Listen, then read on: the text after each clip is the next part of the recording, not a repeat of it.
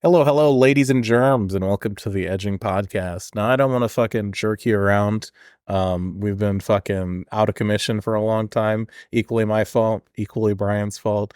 But let me fucking, without further ado, lead you into possibly the most anticipated podcast episode ever released. Edging with Trash and Monk, the Highlander Part 3 episode. Wait, what the? Where the fuck? You? This is all the power you ever had.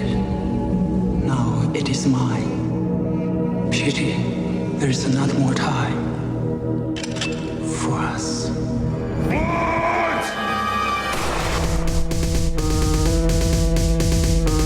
You tell him it's open season on all suckheads.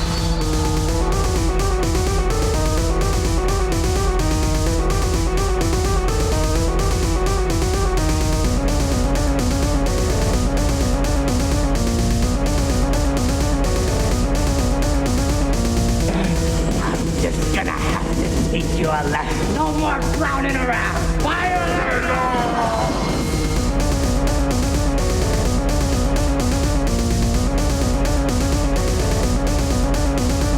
Is that gasoline I smell?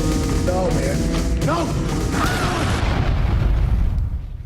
God, I missed that song. I missed it too. Oh my god. Oh my god. Hey everybody, welcome to Edging with Trash and Monk. I'm Trash. And I'm Monk, coming at you live from scenic Edgewater, Chicago. That's what they named the beverage after, right? Yeah, that's what we named the podcast. That's after, cut too. water. That's cut water. I fucked up. Can we start over? No, we can't. Too Fuck. late. Okay. But no, they actually did name it Edgewater after Edging with Trash and Monk. Oh yeah, that's true. That's true, and that's what we record in our studio here in lovely Edgewater, which has bodegas. We got a bodega. There is a bodega. I've been going to the bodega lately. I've been getting a beverage called fucking Mr. Pure. It looks like Fabuloso. It fucking kicks ass. It's in the old Snapple bottles. Brian, have I fucking talked? I talked on the podcast about the Snapple bottles? No. Before? Have I told you privately about the Snapple bottles before? No, you haven't told me anything about Mr. Pure, except if you did, I wasn't paying attention. Okay, I probably have. Please. You probably weren't paying attention. I'm not even talking about Mr. Pure anymore. I'm fucking on about Snapple. Snapple's on my shit list. They're like right up there with like Zack Snyder. Oh shit. Okay. Holy shit. You've seen the new fucking Snapple bottles, right? Aren't they just plastic? Like same shape but plastic. Not the same shape, and they don't have the fucking snappy top. And they suck ass. Let me hold on. I need to pull up a fucking visual reference. This is the show. We're already fucking less than 5 minutes back in the saddle and already Googling pictures of food to send to each other. That's what this podcast all about. We're back, baby. Baby, we're back. We're back. So I moved across the country, which is why and then I have shitty internet in my new apartment, which is now just kind of okay internet. We'll take it. Yeah, I mean, you know what? Sometimes your internet's kind of okay. So, sometimes you're on the opposite side of a long ass apartment with this badass brick wall that also coincidentally prevents any Wi-Fi signal from penetrating whatsoever, and you can't run a cable because you don't want to. Yeah, I mean, why would you? Running a cable is not aesthetic. And also all these people talking about, oh, just run a cable. Like, I'm either going to have to fucking drill a hole in the wall to run the cable, which I'm not going to do, or I'm going to have the cable like sneak through my door in like a fucking perverted way, which I'm also not going to do. Like, how am I going to get through into my room? You know? Yeah. you know what I've always thought is it'd be really fun to like sand down like a corner of the top of a door just to be able to slip it in there. Yeah, that might work. Yeah. Here are the new Snapple bottles.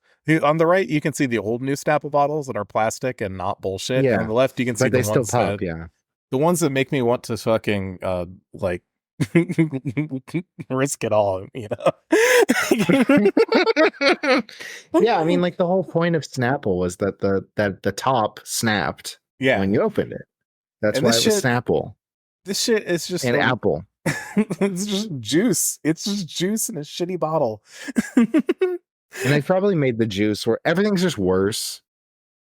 Yeah. You know, it's just the constant. Let me get something off my chest, everybody. Okay. It's just the constant degradation of everything under this regime. That's true. This regime of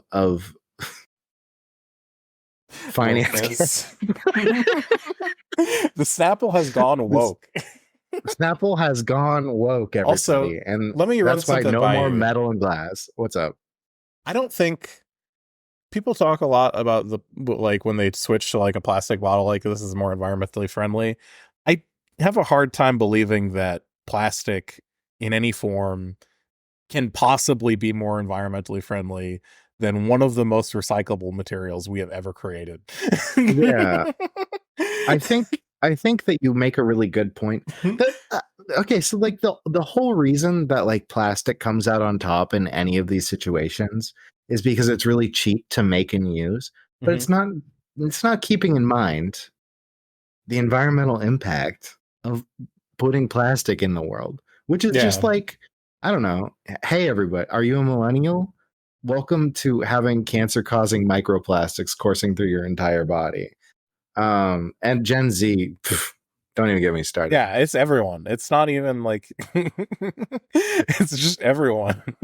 Yeah, all the really olds have it too, but they're gonna die soon anyway, so it doesn't matter, you know. Yeah. So it's just like I don't know. I kind of like maybe we just shouldn't be like making these fucking single-use drinks to the extent that we're making. Maybe people can like chill out with that. You know? Maybe wait, we you don't want actually a disposable have culture. Maybe we don't need like you to be able to wander into like any store in you ever enter and have your tasty little treat. Maybe you can like maybe you get your tasty little treat in bulk in a way that's more sustainable and you just have a glass of it at home every once in a while instead of going out and getting your fucking bullshit. But anyway, Mr. Pure. Okay, well, no. Hold on. Now okay, but here's the thing, okay? We have a simple, beautiful solution, and it's called aluminum poisoning, okay? So I'm just saying, like, the aluminum or tin can is like the perfect medium of these things because, like, you are at that point electing to like damage yourself a little bit by like ingesting metals, right? But also you're not like killing the earth too much. You're not like you're not turning the fish into plastic bombs. You know, you're just like you're just like kind of poisoning yourself with aluminum, which over a long period of time might kill you eventually. Who knows? I don't know. There's a lot of boomers walking around who've been doing it forever, so whatever. But I'm just saying, like, hey, make it a personal problem, right? Like make it aluminum instead of plastic, which is just like, well, now I drank a water bottle and now it's everyone's problem, you know? I'm just saying, okay? Yeah. Maybe we just shouldn't have the bottles. Maybe we shouldn't have people. That would maybe also work. You see, I think it's a choice, but the real opinion I have is I think at a certain point we're going to have to make a choice, or we have already made a choice and we're not seeing the consequences yet between having plastic bottles or having people, you know? And I would rather make that choice consciously than just assume it's not going to be a problem. That's that's all. That's the entire message I'm trying to get out is maybe we should consider these things. Maybe we should consider the possibility that the plot of Children of Men, where everyone's genitalia has failed to such a degree that they're all like committing suicide, like like maybe we shouldn't be exploring new ways to make that happen. I'm a big fan of Jordan Peterson, as you know. I'm a big fan of Jordan Peterson. I bet his Peter also didn't work. After all the apple cider, I'm sure. I don't know. He's one of those guys I can't even jokingly be like funny into because he's like such a piece of shit. He's not like Will Blunderfield, who is like a personal favorite. You know Will Blunderfield? Of course I know Will Blunderfield. How could I not know? How could I have talked to you for more than 5 minutes and not know who? That's true.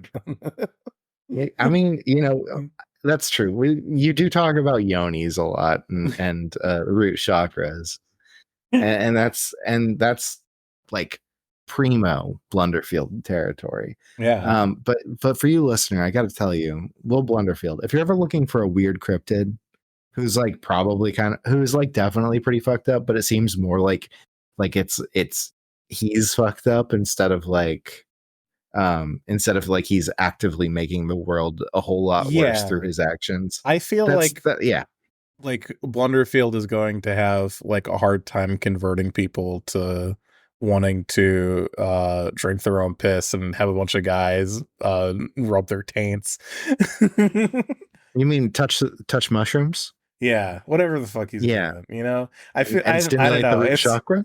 It's just a hard sell, I think. So it's not, I don't feel like he's really at risk of proselytizing huge Yeah, swaths of the country. it's a bit gay for America, and I get that. I mean, even if the gayness is one thing, and then the piss is a whole nother ballgame. I The piss is a whole other level. know That's plenty true. of gay people, and I know maybe this is like breaking a few stereotypical conventions. I know plenty of gay people who don't seem to be into drinking their own piss. That's so true. Remember that video where he was talking about the flavor of his own piss? Yeah, that shit sends me every time. I just can't imagine. I just can't believe people like him are out. I mean, I can believe people like him are out there, but it's just he really is a beautiful soul. That's I think indisputable. What do you think we should? Do you think we should hit him up about coming on the podcast? I would absolutely have him on the podcast. I think we should watch the Tim Burton Planet of the Apes with him. You're so right. Oh God. Or Zardoz. Okay. Oh, Zardoz would be good. Be like, Will, what do you think about Zardoz? I should send him an email. Yeah, okay, let's do it. Season 3, we're getting Will Blunderfield on. We're getting fucking George Santos on. I was worried he was going to be too busy being the president of the United States to be on our podcast, but that's not happening. So we not even VP. We dodged that timeline. He can fade into obscurity, and we can get him on the podcast. Yeah, who else? And that's wonderful. Any more of your favorite celebrities? Just hit them up for us, and we'll see. Yeah, we'll have them on. Yeah, we'll have them on. If you make it happen, if they're not okay, I need to we have to lay a little ground rule. Okay, we're not gonna have Jordan Peterson on. We might have Jordan Peterson on, but I feel like we just evolve it as to yelling at each other. Yeah, I mean, if Jordan Peterson, you genuinely had an opportunity, if Jordan Peterson actually wanted to be on the show, even if it turned into a shit show, you wouldn't say no to that, right? You would just have a really awful time and talk to Jordan Peterson. If JD Vance wanted to be on the fucking show, I wouldn't want him in my house. I don't know what the fuck he's gonna do. Yeah, yeah, true. Like, leave the furniture alone, bud. But but if Jordan Peterson came on the podcast, you're totally right. And it would be really funny too, because then I could do my I'd be like, I do a really good impression of you, right? I do a really a pretty good impression of you. Right? Brian, I really hate to be the person to break this to you. I don't care. Your Peterson's fallen off a little bit. It was it's out of practice. I'm out of practice. I know. You're gonna have to spend some time in the fucking dojo before we have him on the podcast. Yeah. And it just makes me so sad when the young men eat anything but raw meat. Spilling their seed. Here's all but we can both have them both on at the same time. Maybe I think Jordan Peterson talking to Will Blunderfield and having Will Blunderfield agree with everything he said might be like a come to Jesus moment for Jordan Peterson. Yeah, I think there's a real chance that would cause the singularity. Anyway, we have. Anyways, Mr. Pure, tell them about Mr. Pure, please. Oh, Mr. Pure looks like Fabuloso, and it tastes like high fructose corn syrup. Mixed with like a LaCroix that is the flavor of the fruit that it is ostensibly flavored off of, you know. What It fruit do you sucks think so that bad. is? Well, there's a few fruits. Like I had the lime one, and the lime is like Oh, literally like radioactive, like Hulk jizz green, you know. That was pretty okay. good. It tasted like high fructose corn syrup, with it tasted like a Sprite, if I'm being completely on a flat Sprite. Okay. But Okay. Flat. Okay. I'm so into the Mr. Pure branding because it seriously does look like I'm drinking like floor cleaner. And that goes for you. I get it. Yeah, absolutely. How do you spell Mr. Pure? Is it is it fully spelled out? It's normal. Yeah. I mean, it's MR Okay. dot pure, but it's Yeah, normal. okay. Wow, these look awful. They do Look at their look orange like juice. they look like it's actually juice too. That looks like, is it supposed to be juice? I think it's supposed to be juice. Yeah. Is it? But is there even a little pulp in there? Oh, I haven't had the orange. I can go get some. No, I mean for any of the fruit. Oh, I don't think I barely even think there's fruit in there. I'm pretty sure the That's lime had no amazing. fruit. Yeah, the I had lime looks evil. The lime looks like somebody created it in a lab to like poison people.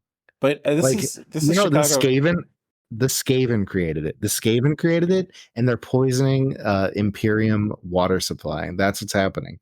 That's what they're doing with the Mr. Pure lime green. This is Chicago culture. You know, you go to the bodega, you see some shit that looks like it will kill you, and you buy it and you put it in your body for just to see what will happen. I mean, people Do you have been know doing though? poppers for a very long time, Monk. You know So the Mr. Pure that I'm really excited to try that I'm a little bit scared of. what's that? The pineapple flavor. It's just like pure. Is it just like pure bromelain and just like ends up melting your skin? That's what I think might happen, but we'll see. Yeah. What is this website I found? ewg.org food scores. I gotta know more. Yeah, so there's Did you know that Mr. Pure is not certified organic? They've got all sorts of fucking bevies at the bodega. They got Mr. Pure. They got Fago. I have never had a Fago, and I'm excited. Should I get one for the podcast? Should I have live Fago react on the pod? Live Fago react. Here's the thing. I think you're going to be pleasantly surprised. Interesting. Okay. We do have to court. Fago makes a nice soda. I'm just saying. Get a moon mist, maybe get a rock and rye. I'll fucking try it. You know, I think that we need to do more to court the juggalos because I think that their core demographic with our podcast is really geared to attract, but we need to reach out to them more. We need to Absolutely. We need like hip Christian youth pastors. We need to turn our hats backwards and the chair backwards, and we just need to rap. Put on the clown makeup. They know a lot about rapping. Mm-hmm. They do know a lot about rapping. Some of my favorite rappers have played The Gathering. There we go. Well, okay, that works. That is true. That is true. Danny Brown played at The Gathering, okay? And Danny Brown is the coolest rapper on the planet. Brian, yes. Did you see the pina colada, Mr. Pure, while you were Googling it? No. Let me look at this shit. Okay. Oh no. Like a bottle of cinnamon. Don't you want a nice, but here's the thing. I used to get that Sobe, the white Sobe a lot too, and same exact vibe, Same exact vibe. I bet it's good. I wonder if they have Sobe delicious. You should definitely have it. I don't think Sobe exists like it used to. It doesn't exist like it used to. You ever talk to Armis about Sobe? No, I don't think I ever talked to Armis about Sobe. When was the last time you talked about Sobe with someone? I don't know. Not that long ago, honestly. I think about Sobe a lot more than I probably should. You think about what they've taken from you every night. You're clutching your pearls. I want the Liz Blizz, okay? I want the pure white lizard jizz. Okay, Yeah, I can't believe they called the jizz one Liz Blizz because it rhymes with jizz. It's Liz someone knew what they were Jizz. doing. Someone knew. Apparently, the pink one. If you talk to Armis, the pink one was the good one that they don't sell anymore. Tsunami, I Morning don't know. Patrol, There's like Offshore Breeze. Is this There's off the 3 dome? pink ones on their website. Oh, it's on. Okay, if this was off the dome, I'd be impressed. But you're looking at their website. Yeah, No, I would not remember any of the names. Thank you very much. yeah. I mean, I've sent Armis all of the pink ones that are currently in production because I wanted to be a little asshole and go like, you can still buy that. Look there. But Classic. no, none of them are the correct pink one according to Armis, and they Well, could not tell me Armis, which one is the correct. And I say this with love. Armis is possibly the dumbest fucker on the planet.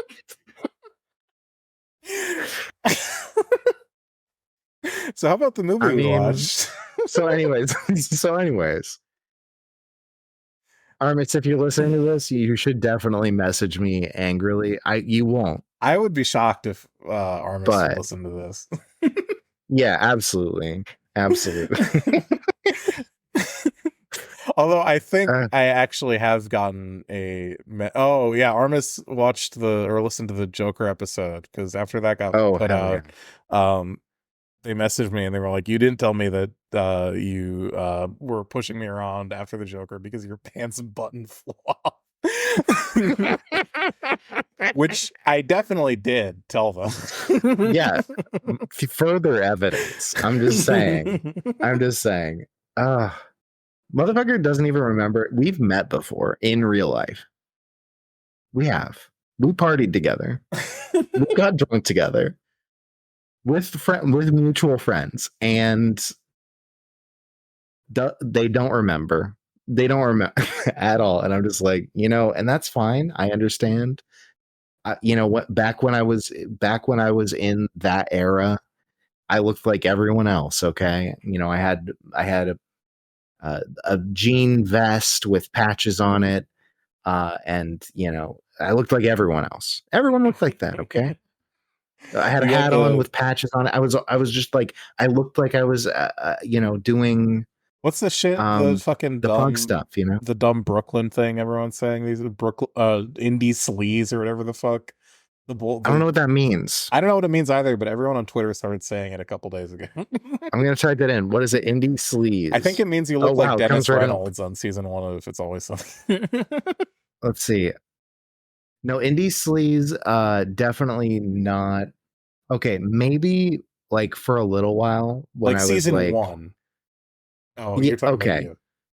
I'm talking about me. Okay. Like, and okay, fair enough. I was doing a little bit, not a whole lot, but a little bit of indie sleaze when I was like 20, but I matured and became 25 and was like only wearing like my punk cut at any given time. And I smelled like garlic all the time. Okay.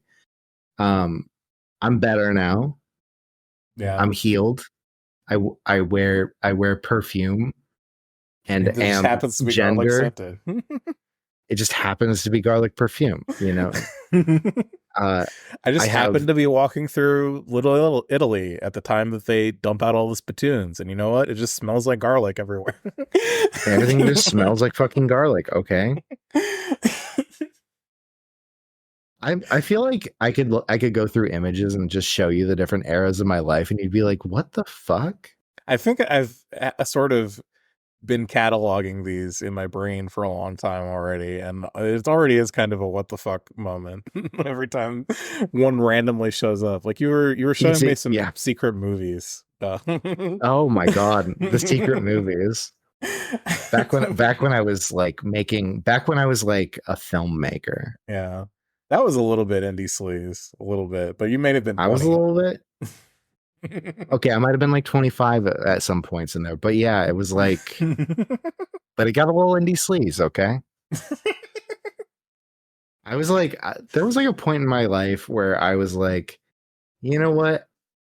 Actually, like hipster shit's good, and people should just shut up. Yeah. I mean, legitimately, I still kind of believe that, but it's a little less like yeah, the destruction of like culture is tight. It's a little more like it's not bad because it's popular. You know what I mean? That's where I'm at now. I genuinely think things are bad when they become. Speaking of things becoming bad when they're popular, Okay. let's talk about the Furiosa? movie. Okay. Okay. Okay. All right. Interesting. So Interesting. Furiosa, that's not really my take about the movie, but I thought Okay. it would be a. It's definitely a strong take though. I thought it would grab people's interest. This is Hmm. a learned behavior of mine where I say inflammatory things because I want attention. Hmm. Hmm. You know, this podcast is a safe place for people who have BPD and other personality disorders, and that's that's what we're going for here. Okay. This is a safe place for everyone who is awful. For everyone everyone who's got a problem. Everyone who's got some fucking welcome my problem havers, people with major malfunctions, people who need to take a Mhm. chill pill, people who are fun at Yeah. parties. You got ADHD? Welcome. You got autism? Welcome. You've got that. Welcome. Anyway, so the movie, it's like, how do I put this? It's been a while since we saw the last Mad Max movies, so it's a little bit harder for me to directly contrast them, like I was expecting to be able to do. But that's okay. Okay. I have seen all of them so many times that this is going to be that's my thing. Okay. Yeah. How do you think? How do you have think more to this say, or do measures you want me to up? do it? No, let's start with that. How do you think this Okay. measures up in the Mad Max canon overall? I think that this movie is a departure. Yeah, absolutely. I think the same thing. And there's a lot of different ways in which it's a departure. Mm-hmm. That really I don't know. There's some parts where I think that they are developing things in a really interesting way. And then other parts where, they are trying something new and I think it's swing and sometimes I think it's a miss, to be honest. Interesting. I'm interested in hearing what you think the misses are, because I, by and large, really like this movie. There's a couple spots that I don't love, but it's so wacky and cartoonish all the time. I don't know. It almost feels like this movie, among all the other ones, frankly, is the most cartoonish, and really feels more like it should be like an animated thing than live action. Like how weird it gets sometimes. I Um, think that's but interesting. I think that I agree yeah. with you. It's definitely more animated, like and like cartoonish in the way that people like behave. I Mhm. think that it is somewhat over the top sometimes. I also think the dialogue is like written in a way where it's like I just think Chris Hemsworth in particular is kind of hamming it up in like the Mhm. Chris Hemsworth type way, and Mhm. I'm not really a big Chris Hemsworth hater. I saw Thor Ragnarok about 8 times in theaters because I had Movie Pass and it was free. Uh-huh. Uh-huh. So I'm not. You see Chris Hemsworth being a fucking like goofball. I'm even in like a movie that might have some serious parts in it. I'm not gonna just say no out of hand because I like Chris Hemsworth being a goofball. Mhm. Um, I do think that maybe it would be a little bit better as an animated feature for a couple of other reasons. I don't know about you. Uh, Chris Hemsworth has another problem for me, and that's these two fucking ribs. like looking at Chris Hemsworth, he does not look like he fits in with like the cast of Mad Max at all. He looks like a fucking Hollywood guy. He doesn't look like he's like a rugged survivalist type guy living out in the wasteland. Interesting. He looks like Interesting. he's got this like deep V cut and like this fucking toned body that you can only get by having like going to like having a personal trainer and spending like fucking 8 hours a day in the gym and potentially roided Mhm. up, you know? Mm-hmm. Yeah, no, I see what you mean. And I do think that it would have probably been better if he was a little less of like the big strong man type and a little more of like Even if he because wasn't a like what big they've done strong with man, like if they like fucking like bulked him out a little bit, because he's got like that fucking V taper, which is like that's the look you want if you're like him and you're Mhm. cast in movies because you have that body type. I'm like it's definitely asking a lot to get someone like that. Hey, just put on about like 30 to 50 pounds of maybe less lean muscle, you know? I mean, but didn't he do that for one of the Thor movies though? For I think an Endgame, but I think that was a prosthetic. I think it was a really good one. Oh, okay. Right on. Well, I don't Um, know. I do think that like him being like big and like Hollywood looking works kind of well with his character, to be honest. Just because he is like the pampered center of this gang of idiots. Like he's this character that's supposed to be he's supposed to be like not out there fighting. He's like sitting in the back all of the time. Uh and then like he has like really good luck and he's really dumb and he's really charismatic. And that's like his three characteristics, right? And it's like, okay, I don't know. That kind of works for me with his character, yeah. but I think they could have might gone farther with him being like, a little more disgusting. Like, I don't know. I liked a lot of the stuff that he had going on with like his costuming. I thought his costuming was actually fucking sick, I right? did like his costuming, but well, like let's compare and contrast here a little bit, right? Like we Mm-hmm. have in the same movie, right? We have Chris Hemsworth as Dementis, Mm-hmm. and his gang of merry lads, and we have Immortan Joe, we have the People Eater, we Mm-hmm. have fucking Rictus, we've got what Scrotus, the other one. We got Scrotus. all these fucking characters that, to be honest, go like million times more hard than any of the fucking people that are going on in his game. They're just not up to par, I think. And we can go back to Mm-hmm. the further episodes. Like, does Chris Hemsworth or anyone in his group have like anything on like say Master Blaster? No, I don't think so. On fucking what's her face in the movie? No, I don't really think so. On that gay couple in Road Warrior? No, I don't really think so. Like, I just don't think that as Mad Max villains, anyone in that whole crew is up to the standard set. They just feel like they're like either running around being goofy and then every once in a while a little something extremely fucked up, but it's like it's not tonally congruent with how villains have been in the series so far, and that's fine on its own if you're like cooking, but I don't really Mm-hmm. think they were cooking. They felt like just generic raider guys, I so there's one group in the gang, in Dementis's gang, that I thought was pretty fucking awesome.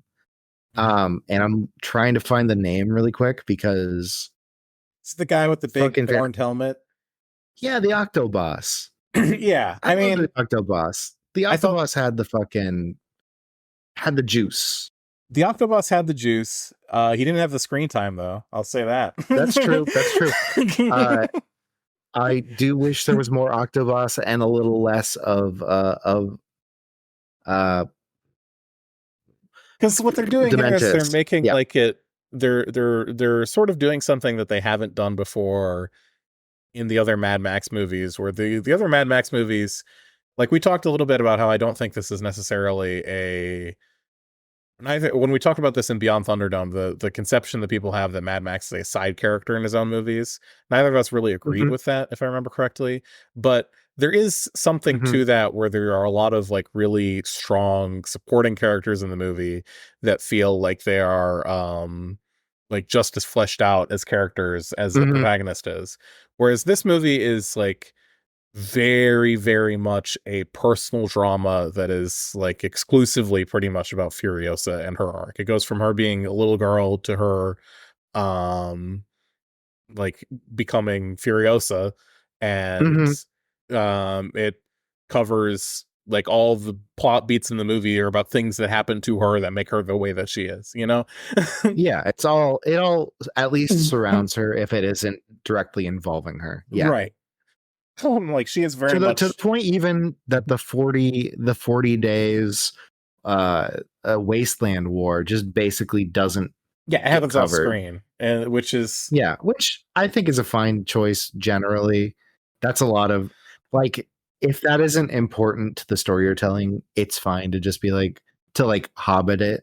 But like I don't know. I thought that part was fine. And I thought it was actually it was handled way better than the way people were describing it online, which was that it was like, oh, they just like cut away and you don't get anything about it. And it's like, no, they just do like a montage, which is fine. It's fine. I think I it's don't have a problem with so that.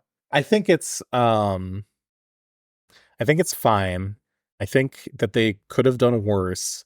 But when you think about what is happening in the overall plot structure of the movie, I think that when like the actual climax of the movie is there's like five guys on motorcycles, you know, and they're driving around acting crazy. Um Hmm. and right before that you have like this epic retelling of wow, that 40 days war, that sure was that sure would have been cool to see, you know. Like it just feels Hmm. like, and this is a big difference between this movie and Fury Road, which is the most recent comparison I can make. Fury Road, like Hmm. the big thing that everyone says about that movie is it does not fucking let off the gas, and this movie True. is saving its gas. This movie is letting off the gas all the time so people can fucking yap about their feelings.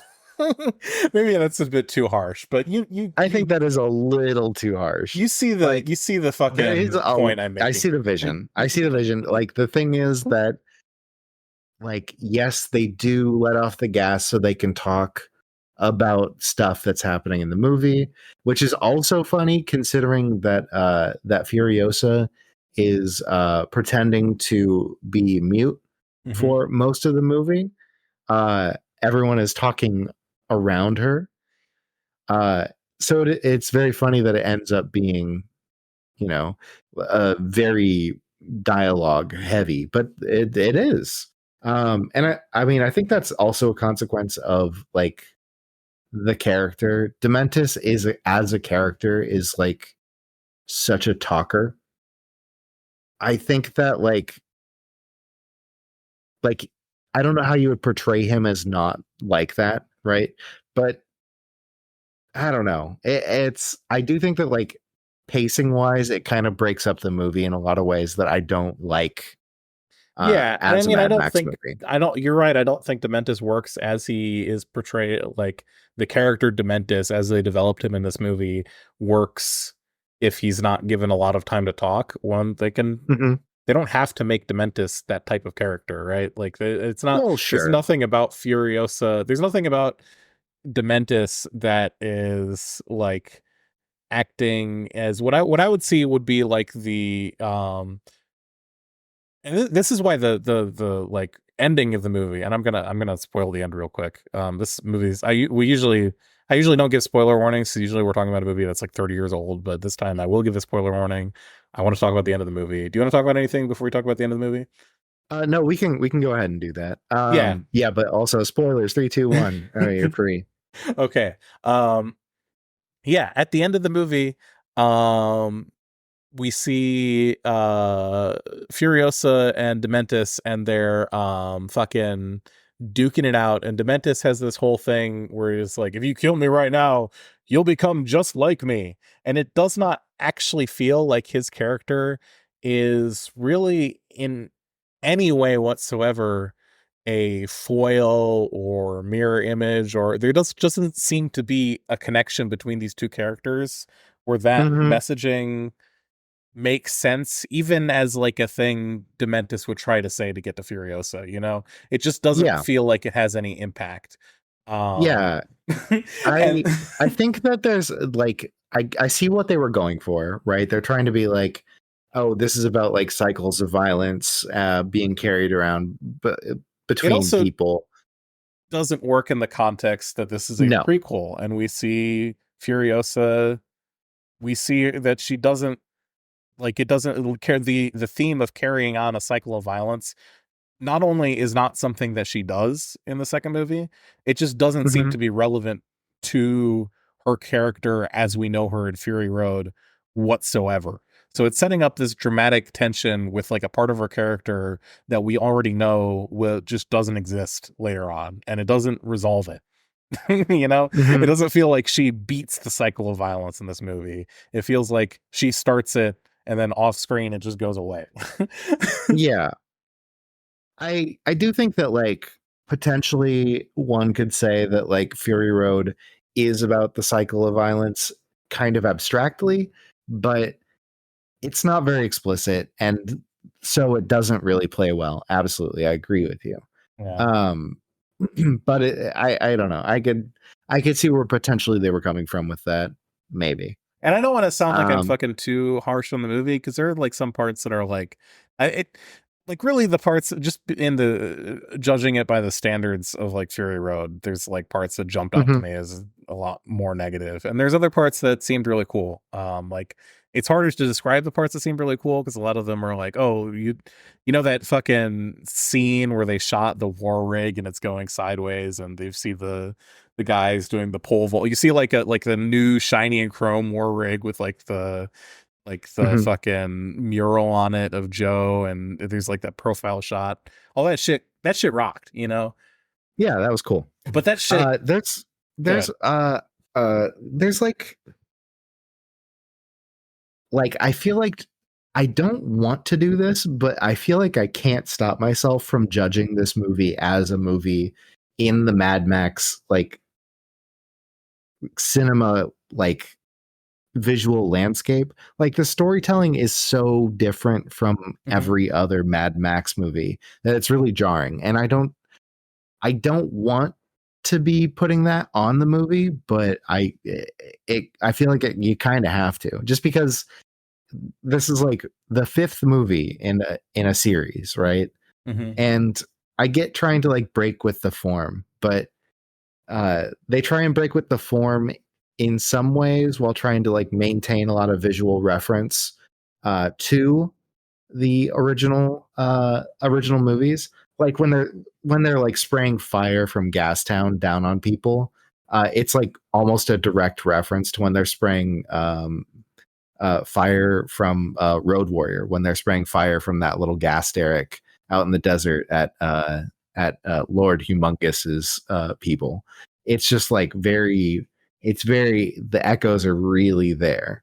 And but then you have like there's a lot of war rig stuff, but the pacing of it is like, well, we have a war rig scene, and then we have that end really quickly, and then we move on to like the politics of the wasteland, and then move back to like another thing, another fight, or Yeah. another blow up, and it's just like, god, it feels so weird in comparison with all the It other ones. it I really again, I don't dislike this movie though. I just think that it's like very it's shadowed by all the other movies that were really good.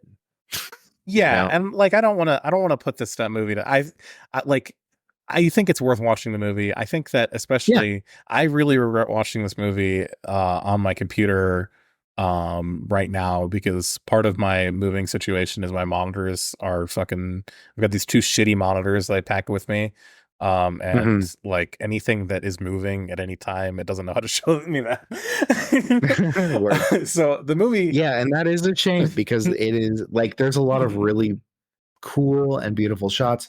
Specifically, I again one of my favorite, the Octoboss, uh when the Octoboss fight is happening after he splinters off from Dementis, which is something that's also kind of like it happens off screen, and you're just like, oh, well, he's not with them anymore, and it's like, oh, okay. Yeah, It's it's like kind of expected foreshadowed to a accept little that. bit, but like Yeah, that's Mhm. and it's like, okay, it happened, but also like it just doesn't feel really earned. But anyways, the Octoboss fight, like the Octoboss has this huge, like, first off, they have like all this new tech that they're doing where people are flying around and throwing explosives at the war rig. There's like people with like gliders and fan backs on the while they're like on paragliders. Paragliders getting pulled by motorcycles, and then the Octoboss has this like sick glider that just has like four AKs lined up together to like make a gun that like like a mounted gun that's like nuts. It's just so goofy looking, but it's really cool. And the glider has like all these tentacles flowing off the back of it. It looks fucking sick and Yeah. like visually striking. And that's like so much of the movie. And that's true of a lot of the other Mad Max movies too, is just like all these visually striking scenes, these like comic book moments that are happening that, You know what? and yeah, yeah. You know what really kind of like that particular scene, I think personally was probably the high point of the movie for me.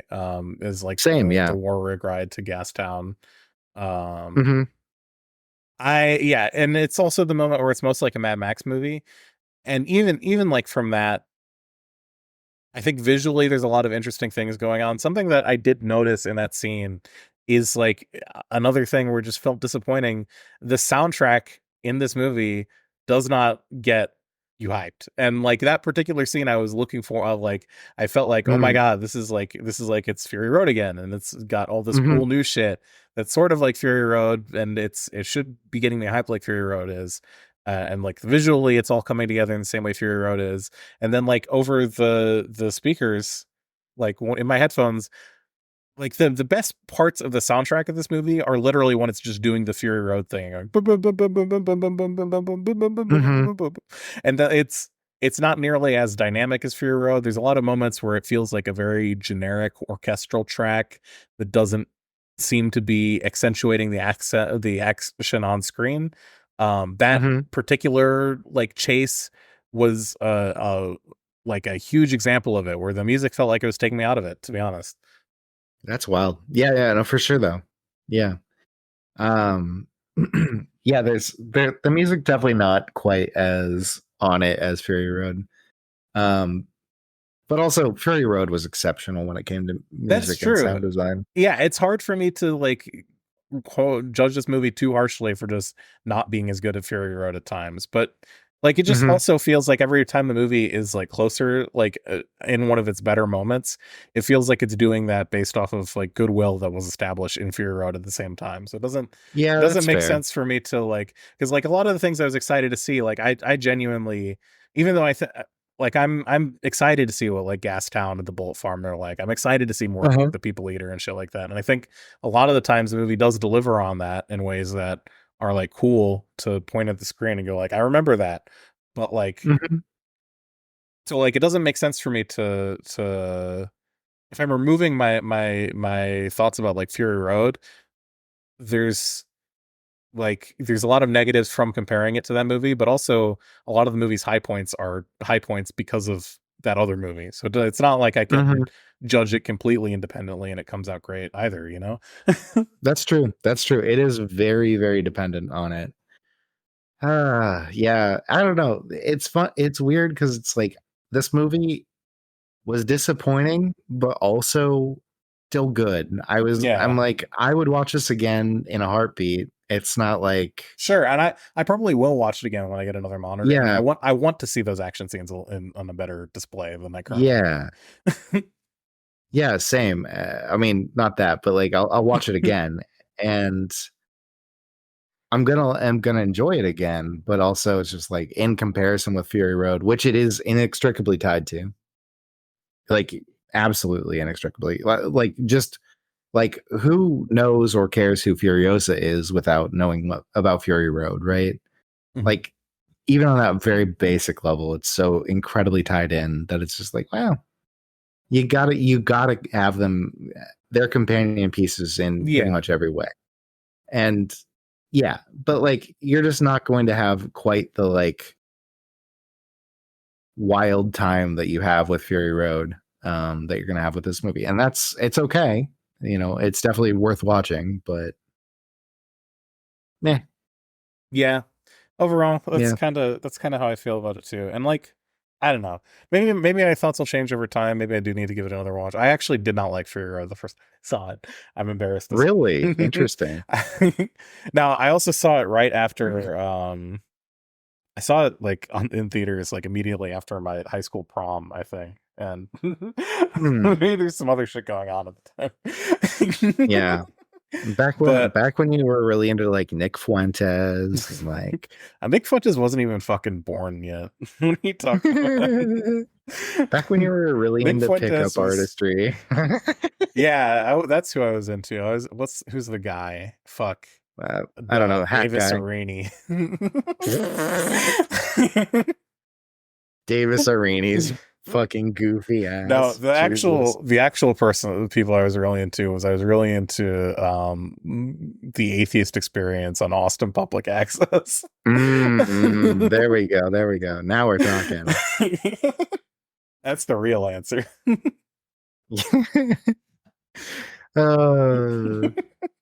Amazing.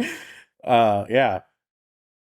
But yeah, I mean, another thing about this movie, I don't know about you, I couldn't buy Chris Hemsworth in his role.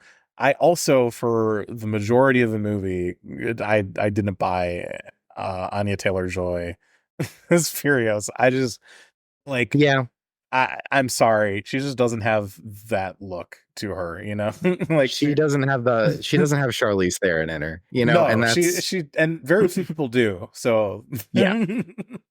I do think that like when it hits, but there's like yeah, especially towards the end, I think like for one thing, the shaved era actually really genuinely does help. I don't think that long hair look that she has is doing her many favors. But and like yeah. Also, I think that the movie is sort of going for like this idea of like over time like losing innocence or something like that, from going from like a kid to like a killer or something like that. But okay, by the time it's Anya Taylor-Joy, it feels like that transition should have already happened, Yeah, I mean, also like as a kid she was already like she was already kind of there. Frankly, like it's like I don't really think that progression really happens, so much so that if it is there, I didn't notice.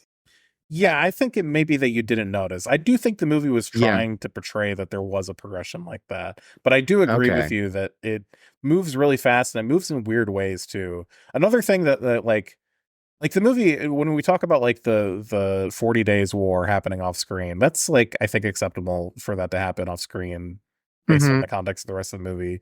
But when you put that in the context of like, there's also like this whole dynamic where like in one scene, Furiosa meets Praetor Jack, who's like the Praetor before her.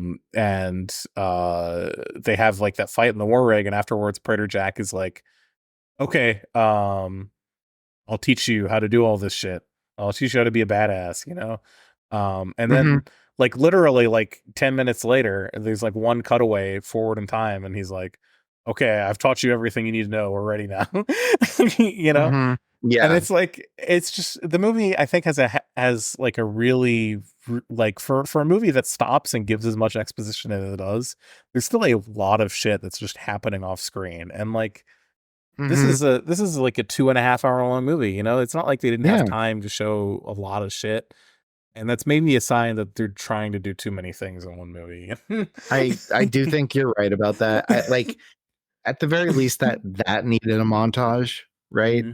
And it didn't really have one. It had like a couple of scenes, and it's like, okay, if you want to really sell, like, Praetor Jack and Furiosa like developing a relationship and not going directly from like, yeah, Praetor Jack is like the wizened old fighter to like Praetor Jack and Furiosa are like equals, where she's like dressed in the same clothes and like looks like him now, and they're both ready to go. Like that transfer doesn't feel right. It doesn't work.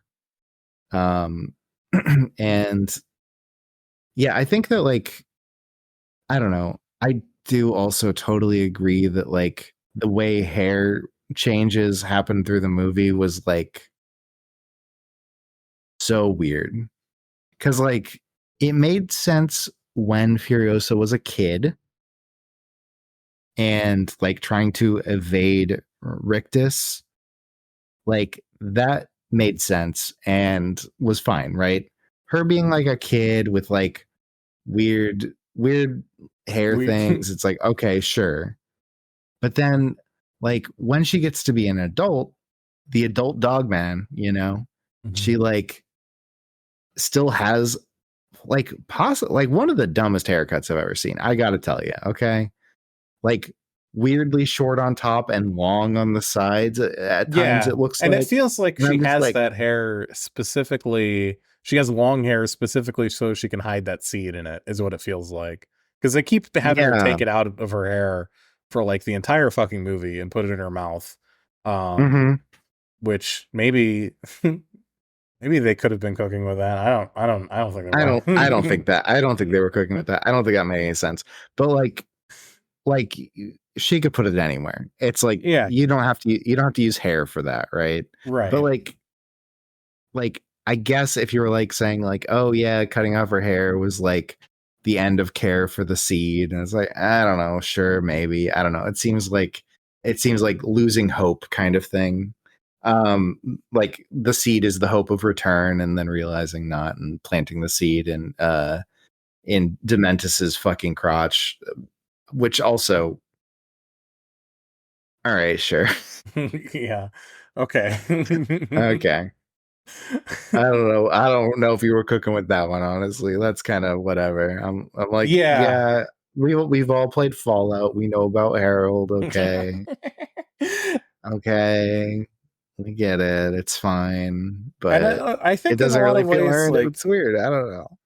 it's also too like maybe some of the maybe there's just too much post-apocalyptic shit for stories in the post-apocalypse to be like, or I don't know. I don't really even think that's true. I think that honestly, like there's a lot of shit in this movie that I now firmly stand by my idea that George Miller should just write movies that don't have a lot of people talking to each other and stick with what he's good at.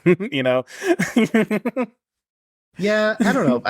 The thing is that like legitimately I like the story behind all of this. Like I like, you know, the like I want the political drama between Gastown and the Citadel and Bullet Farm. I want that. I'm I on do. board for it conceptually. It's just they Yes. are trying to fit that in within like the story of Furiosa in a way where it feels like they don't have the time. It feels like they have like they don't have like a clear thesis statement for the movie, and because of that, there's like all sorts of just shit that's going off in whatever direction, and they don't have time to show you any of it, all of it. Agreed. Like if this wasn't about Furiosa, if it was about the politics of the wasteland and like And that's used a also different what the viewpoint. previous Mad Max movies are like. Seeing a Furiosa movie that's about Furiosa sort of like coming into her own in the background while all this political shit goes on would very much be in the tradition of the older Mad Max movies. Yeah, that'd be much more like that. That's true. That's true. Where it seems like the main character's plot is kind of incidental in these grand machinations happening. Yeah. I mean, I don't know. So it's weird. It doesn't feel like a Mad Max movie at all. Except for like setting. And it's like, okay. All right. Still watch it. You know, fucking you'll probably enjoy it. It's good, but it's got weird problems, especially for like people who are really into the franchise. Yeah. And it really, Yeah. I don't know. I kind of hate being negative about the movie this much when like we've just spent so much time talking about Mad Max and how much like it's how we've charted its development over these last couple movies. I mean, I don't know. I don't feel like this is like in any way like something that like retro. First of all, I think conceptually the idea of a movie ruining other movies that still exist that you can go watch Yeah, is no. fucking stupid. No. Yeah. But it I'm does. sorry. I don't know. The sequels did not ruin Star Wars. It was everything else. No, I'm kidding. um, I don't know. It does feel like kind of a sour note to go out on. But you know, we always have the Highlander sequels to go back to. That's I'm sure a deep We well do. that never never We has. can go right back to Highlander. You know, we're done with our tour through the wasteland. We can I guess we're probably not. We should do some more stuff kind of related, I think, after this, but Yeah, we'll see. yeah, We'll like to we'll keep you see. We'll see. guessing on the Edging That's true. podcast. Who knows? We're rabid dogs. We might do whatever the fuck we want. Hell yeah. We might watch fucking Johnny Mnemonic. No, do we already? I can't remember. Did we do? We haven't. I've actually never seen Johnny. Hey, oh my god, I watched it again recently, but I'd be down to watch it again. We'll see. It's good. I've been fucking talking to you It's about good. Donnie Darko for like ages, but I also neither of them are Wasteland related. So we'll see. No. We'll have some sinew and connective gristle to Yeah, tie in whatever fucking bullshit we'll we're do doing something next. like that. All right, are we good on the movie? I think we're good on the movie. I was just Okay. about to check and see if we have any voiced mails. Yeah, I wonder if we got any voicemails. I'm interested. I mean, it's been a minute. I wouldn't be surprised if we got one or two, maybe. Oh, we do have a text message. A text message. Okay. On a scale from 1 to 10, 1 being the lowest, how would you rate President Donald Trump? Opinions USA. Stop equals N. I'm going to go out on a limb here, Brian. Yeah. I'm going to say 1. I mean, I guess I gotta ask like a follow-up question to this obvious robot asking us about this. Like, in what ways do you mean 1 to 10? Because do you mean like as like good president? Because 1, easy.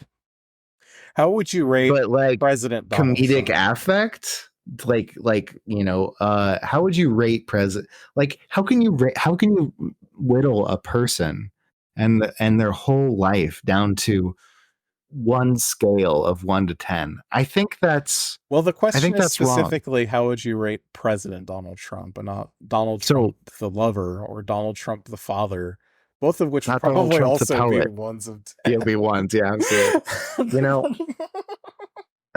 because like if we're talking about Donald Trump as like political operator, I'd probably give him like a 3. But Damn.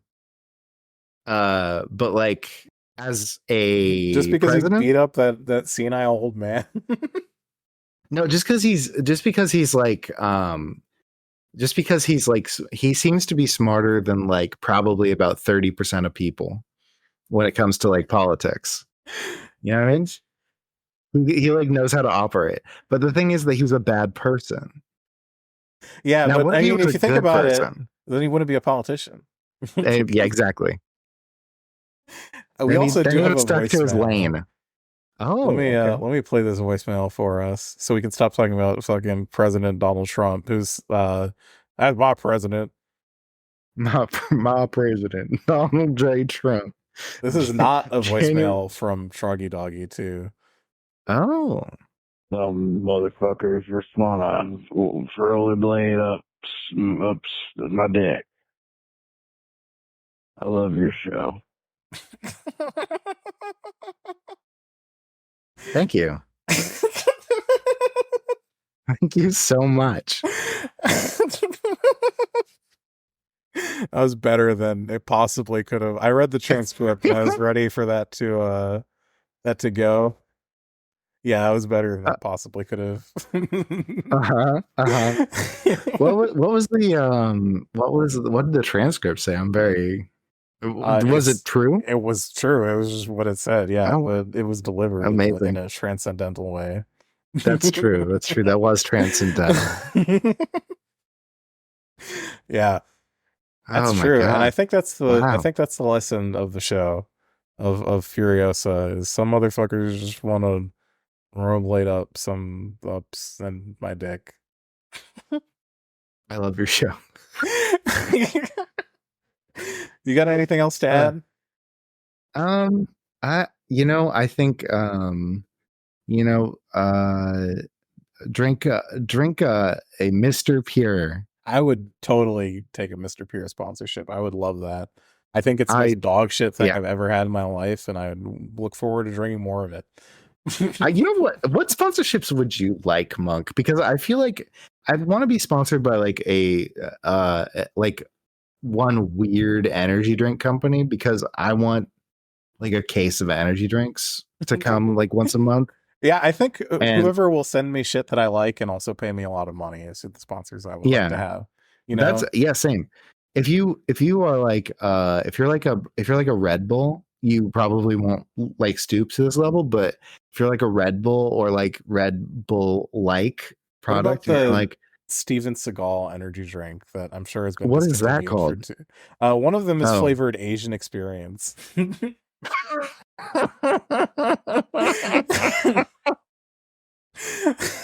I always like to look to Asian like Steven Seagal for my Asian experience flavors, Yeah. That's what a guy. What a guy. Yeah. Steven Seagal, I don't know why. Oh god. He The tickles world you, seems doesn't he? way too okay. People seem way too okay with Steven Seagal being the way he is. I think you're maybe about like 20 years too late on that take. I think people are not okay with him anymore. I mean, like they're not, but like they also just like aren't. They're not like, because the guy's like, isn't he living in Russia now and like friends with Vladimir Putin and like. I feel like you talk about Steven Seagal and people are just like, yeah, the guy's like a weird cryptid, and not like, oh, the guy who lives in Russia, the American guy who lives in Russia who thinks that he's Asian and is like the worst martial artist you've ever seen and thinks he's a master and can't act, just like everything. I don't know. The guy's an enigma. I don't know how he happened. Who's the Cocaine? is it Dennis Yeah, Rodman who defected to North Korea? I don't think he defected. I think he just visited. Oh. But like, yeah. You think he'd be friends with Steven Seagal? You think they'd be the multipolarity American celebrities? I don't know. I think that like Dennis Rodman might actually be okay though. Fair enough. Not okay, not like good, but like okay. You know what I mean? That he's just like, I don't know. He's like a famous guy who wants to hang out, and I'm Dennis Rodman. I play basketball. Yeah. And it's like, all right, sure, man. I don't know. Like the Kim family seems weird as fuck, but like live your truth, Yeah. And if you want to live your truth in our DMs, mm-hmm. you can want to slide into our DMs and not hit on us. Or if you want to hit on us, we're not going to respond positively. Probably negatively, but who knows? Shoot your shot. But probably it's not going to come to anything, but shoot your shot. Fuck it, Yeah, not going to come to anyone until we have unless you sub to the Patreon, in which case you'll be entered into our fuck a fan sweepstakes when we have 1,000 Patreon. We'll be starting on OnlyFans. If you want to have the worst experience of your life. Yeah, do you want to have the worst sex you could possibly imagine? Does that sound good to you? You can email us if you'd like that at edgelordpod@gmail.com. We're also Edging Podcast on Twitter. We're going to have a website at some point that's going to be at edging.gay or edging.com, which will redirect you to edging.gay. That doesn't exist yet, but maybe it will exist someday. We're planning on it. We got big things coming, folks. We've purchased the domain name, so I don't feel like it's going to get sniped out from under me by saying it. Or it's edgingpodcast.gay. Not, I don't know if I said edging.gay. And if I did, then I'm sorry. Edgingpodcast.gay, not edging.gay. That'll take you to a different thing. I'm actually going to find out right now where that takes us. Okay, we got our fucking phone number if you want to send a voicemail and brighten or darken our doorstep or whatever the fuck people say. That's 920-350-EDGE, 920-350-3343. And I'm Chris Monk everywhere, and Brian Trash, or hi, whatever the fuck. That's me. And also edging.gay does not go anywhere. Damn, maybe we should buy that one. Yeah, holy fuck. Maybe I fucked up. Do I just type in HTTPS to make it work? Probably not. Yeah, anything else? No. All right, well, smell you later, stinkos.